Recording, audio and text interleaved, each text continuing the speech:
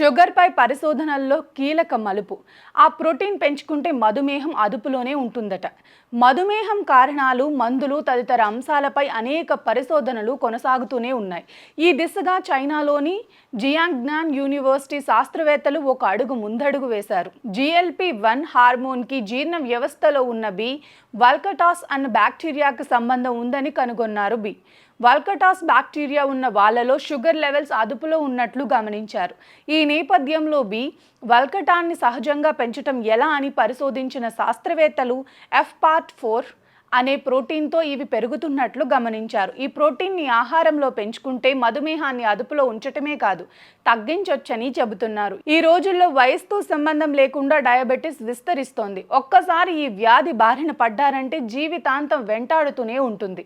అందుకే ఈ వ్యాధి బారిన పడకూడదని అందరూ కోరుకుంటారు. అయితే డయాబెటిస్ టైప్ 1, టైప్ 2 అని 2 రకాలుగా ఉంటుంది.